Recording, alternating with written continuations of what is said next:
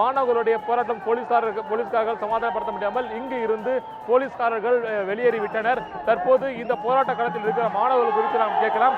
தொடர்ந்து 2 நாளா நீங்க போராட்டம் நடத்தி வந்துட்டு இருக்கீங்க. மத்திய அரசு நல்ல முடிவு எடுக்கும் சொல்லி அறிவிச்சாங்க. மோடியோட அறிவிப்பு நீங்க எப்படி பாக்குறீங்க சார்? இல்ல சார், இன்னும் மத்திய அரசு ஒரு நல்ல முடிவு சார் இல்ல சார். இப்போ இந்த திடீர் சட்டம் கொண்டு வர முடியாதுன்றாங்க சார். இப்போ பார்த்தீங்கன்னா இந்த ஜெயலலிதா அம்மா அந்த ஆட்சியில் இந்த ஜெயிலில் பெங்களூரில் இருக்கும்போது எத்தனை தொடர்ந்து நாம பேசுவோம். தம்பி நீங்க சொல்லுங்க. தற்போது இந்த 2 நாளா நீங்க போராட்டம் நடத்தி வந்துட்டு இருக்கீங்க. தற்போது மோடி அவர்கள் கை விரிச்சிட்டாரு. இதுக்கு எப்படி பாக்குறீங்க நீங்க?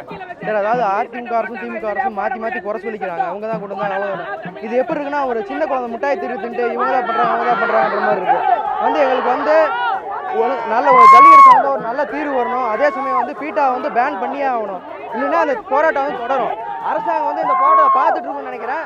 இது ஒரு சின்ன தீ பொறி தான். இது பிளம்பாகிறதுக்குள்ள ஒரு நல்ல தீர்வு கொடுத்துட்டா நல்லது.